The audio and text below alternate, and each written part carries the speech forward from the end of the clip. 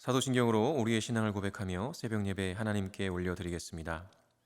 전능하사 천지를 만드신 하나님 아버지를 내가 믿사오며 그 외아들 우리 주 예수 그리스도를 믿사오니 이는 성령으로 잉태하사 동정녀 마리아에게 나시고 본디오 빌라도에게 고난을 받으사 십자가에 못 박혀 죽으시고 장사한 지 사흘 만에 죽은 자 가운데서 다시 살아나시며 하늘에 오르사 전능하신 하나님 우편에 앉아 계시다가 저리로서 산자와 죽은 자를 심판으로 오시리라.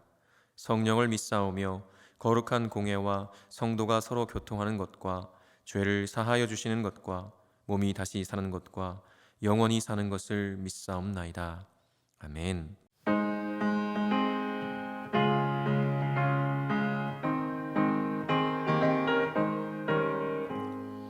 주의 친절한 팔에 안기세 우리 맘이 평안하리니 항상 기쁨으로 복이 되겠네. 영원하신 팔에 안기세 주의 좌에 그 크신 팔에 안기세 주의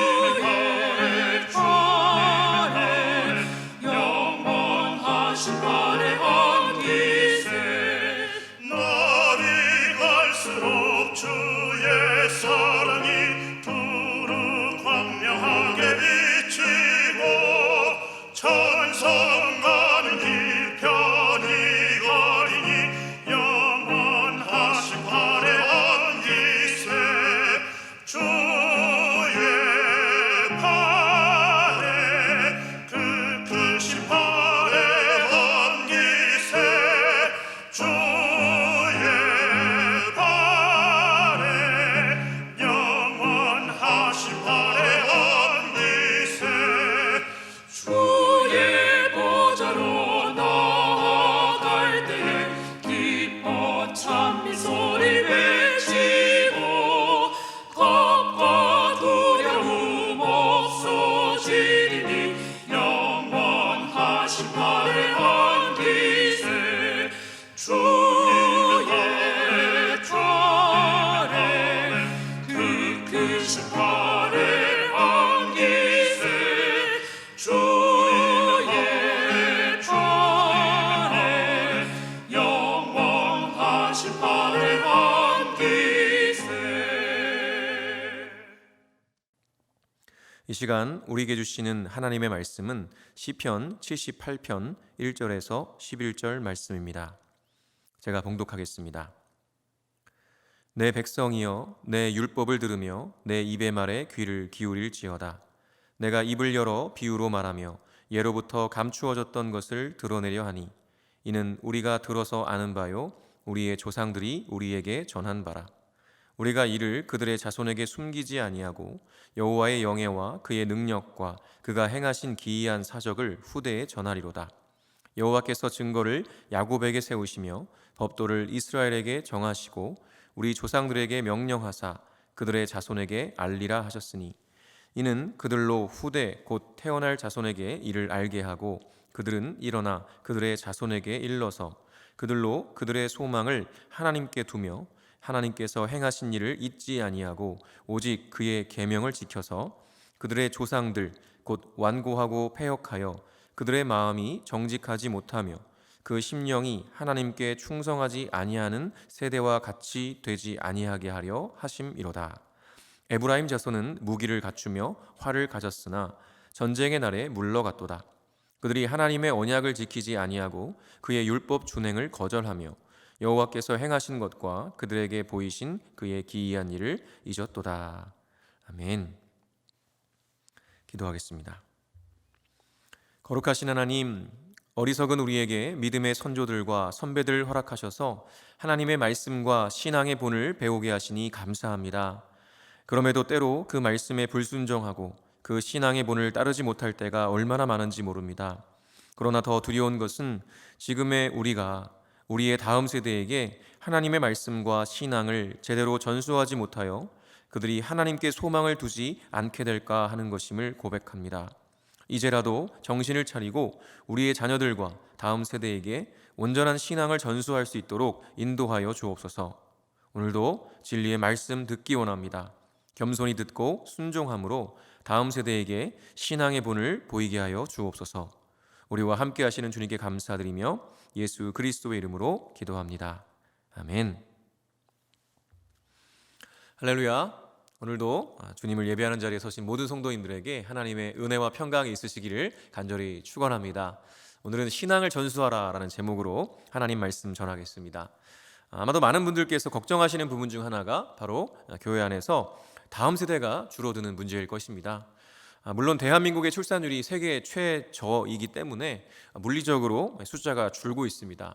그러니 교회에서도 다음 세대가 줄어드는 것은 자연스러워 보입니다. 그러나 분명한 것은 자연적으로 줄어드는 숫자보다 교회의 다음 세대 숫자가 더 급격하게 줄어들고 있다는 것이죠. 많은 목회자들과 신학자들이 이러한 부분들을 이미 오래전부터 경고해 왔고 또 교회들마다 심각하게 생각하고 있습니다.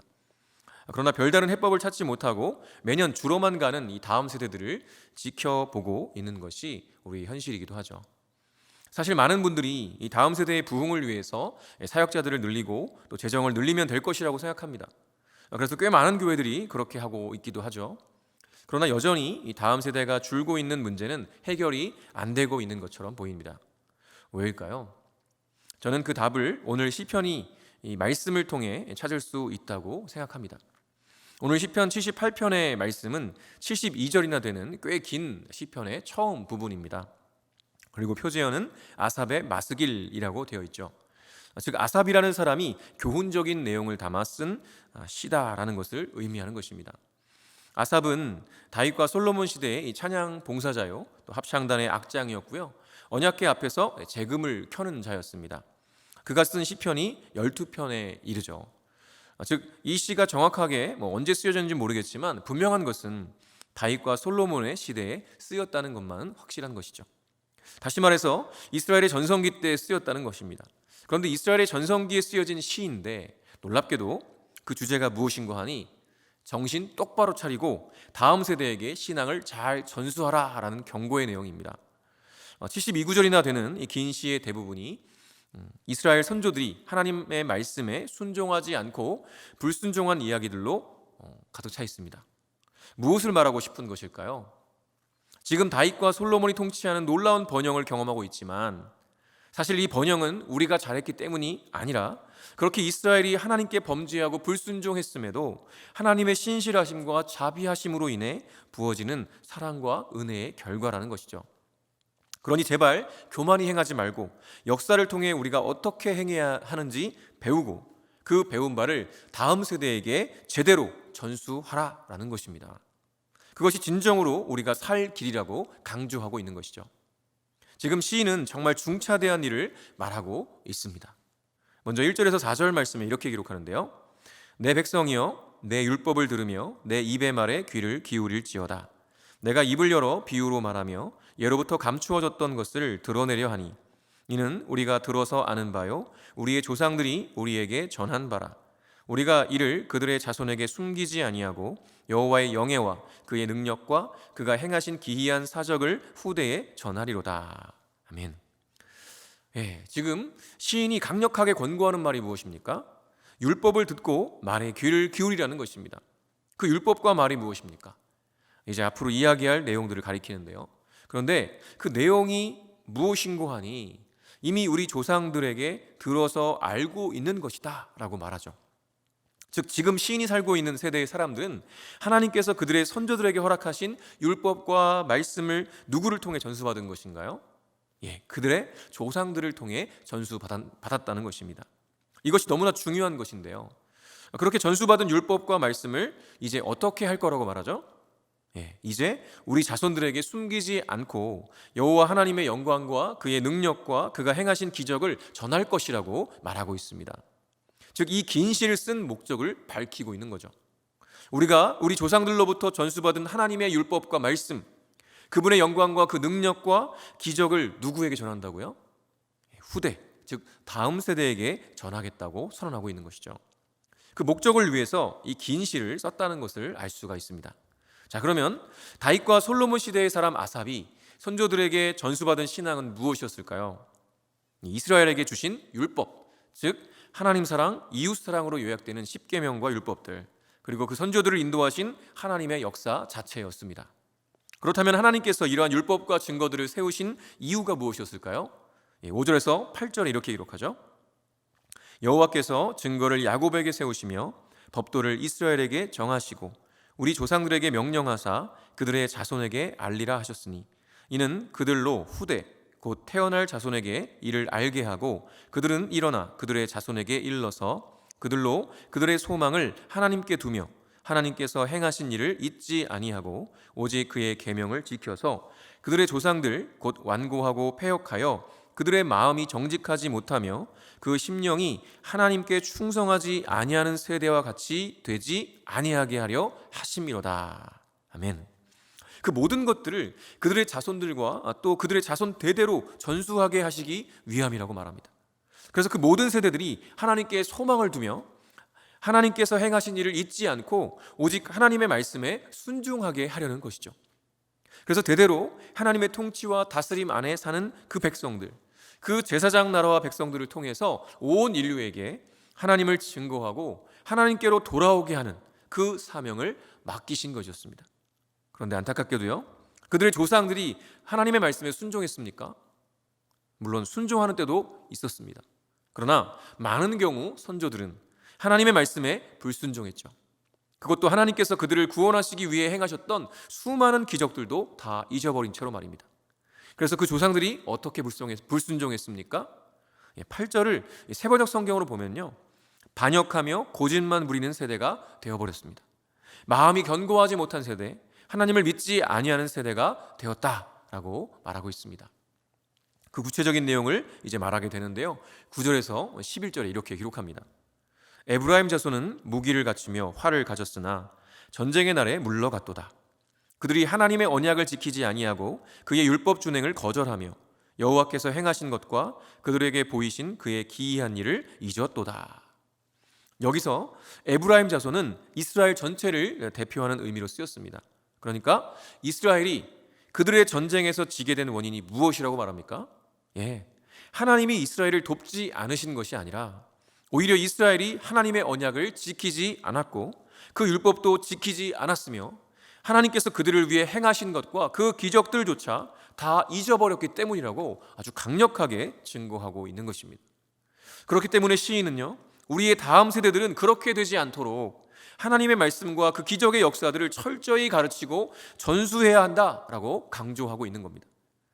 현재 이 시인이 어떤 시대를 살고 있다고 했죠? 다윗과 솔로몬의 치세였습니다. 이스라엘이 가장 잘 나갈 때를 살고 있는 거예요.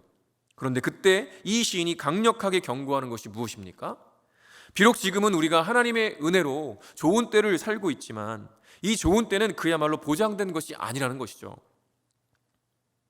만약에 우리 다음 세대에게 하나님의 말씀과 그분이 행하신 놀라운 기적의 역사들이 제대로 전수되지 않고 그저 지금 누리고 있는 이 복과 은혜에만 취해 있으면 이전에 우리 선조들이 불순종하고 불평하며 하나님의 뜻을 저버리고 자기 뜻대로 살다가 겪었던 그 실패와 좌절을 또다시 맛보게 될 것이라는 사자후를 바라며 말하고 있는 것입니다. 그리고 이제 다음 구절들에서는요, 바로 그 선조들의 실패의 모습들을 쭉 열거합니다. 우리의 다음 세대가 그렇게 되면 안 되기 때문에 지금 여기서 우리가 다음 세대에게 하나님의 말씀과 그 놀라운 역사를 온전하게 제대로 전수해야 한다고 열변을 토하고 있는 것이죠. 저는 오늘 말씀을 묵상하면서 우리 한국교회의 상황과 이 시인의 상황이 많이 비슷하다라는 생각을 했습니다. 물론 지금 우리의 시대는요, 한국교회의 전성기가 이미 지나가고 하얀 곡선을 그리고 있는 때이기는 하지만 아직 기회가 남아있다고 생각하기 때문에 그렇습니다. 오늘을 사는 우리에게 가장 중요한 것은 무엇일까요? 당연히 우리 스스로가 전심으로 하나님을 사랑하고 이웃을 사랑하는 것입니다. 그렇게 하나님의 통치와 다스림 속에 살아가면서 삶으로 복음을 증거해내는 것이죠. 그리고 또 하나 중요한 사명은요, 바로 오늘 시인이 강조하는 것처럼 다음 세대가 진정으로 하나님께 소망을 두고 하나님의 말씀과 뜻대로 살아가는 세대가 되도록, 우리보다 하나님을 더 사랑하고 이웃을 더 사랑하는 그런 세대가 되도록, 그래서 이 마지막 때에 하나님 나라를 완성하는 데 귀하게 쓰임받는 다음 세대가 될 수 있도록 하는 것입니다. 이를 위해서 우리는 마땅히 다음 세대에게 온전한 신앙을 제대로 확실하게 전수해야만 합니다. 그런데요, 너무나 안타까운 것이 있습니다. 교회에서는 그래도 정신을 바짝 차리려고, 다음 세대를 살리려고 교육관 리모델링도 하고요, 코로나 시국임에도 재정을 줄이지 않고 계속 투자합니다. 그리고 사역자들도 정말 최선을 다해서 애를 쓰고 있어요. 그러나 그것만으로는 역부족이죠. 왜냐하면 168대 1이기 때문입니다. 이게 무슨 말이냐고요? 하루 24시간 일주일이면 168시간입니다. 그런데 그 중에 우리 다음 세대가 교회에서 예배하고 신앙교육하고 훈련을 받는 시간은요, 고작 한두 시간밖에 안 돼요. 일주일 중에 한두 시간밖에 되지 않는다는 겁니다. 나머지 시간은 어디에 있나요? 집과 학교, 학원에 있죠. 일주일에 한두 시간 교회에 맡긴다고 다음 세대에게 신앙이 제대로 전수되겠습니까? 아니죠. 안 됩니다. 교회에서도 안 된다니 그럼 어떻게 하라는 거죠? 답은 간단합니다. 집에서 부모님들이 직접 신앙을 전수해야 하는 것입니다. 부모님들이 자신의 자녀들의 신앙을 책임져야 한다는 것이죠. 이것은 이미 이스라엘이 처음부터 해왔던 신앙 전수의 모범입니다. 가장 많은 시간을 보내는 가정에서 부모님들이 자녀들에게 하나님의 말씀을 가르치고 그 신앙의 역사와 은혜, 또 내 삶의 간증을 전수하지 않는다면 일주일에 한두 시간 가지고는 어림도 없는 일인 것이죠. 그래서 우리 부모님들, 그리고 신앙의 선배들이신 교회 어른들께서 적극적으로 다음 세대의 교육에 동참하셔야만 합니다. 그래야 이미 늦었지만 그래도 소망이 있다는 것이죠. 오늘 이 시간 시편 기자가 강력하게 권고하는 신앙 전수의 사명이 바로 저와 여러분 모두에게 있다는 것을 잊지 마시고 결단하며 순종하는 은혜가 있으시기를 간절히 축원합니다. 주기도문으로 예배를 마치겠습니다. 하늘에 계신 우리 아버지여, 이름이 거룩히 여김을 받으시오며 나라가 임하시오며 뜻이 하늘에서 이루어진 것 같이 땅에서도 이루어지이다. 오늘 우리에게 일용할 양식을 주시옵고 우리가 우리에게 죄 지은 자를 사하여 준 것 같이 우리 죄를 사하여 주시옵고 우리를 시험에 들게 하지 마시옵고 다만 악에서 구하시옵소서. 나라와 권세와 영광이 아버지께 영원히 있사옵나이다. 아멘.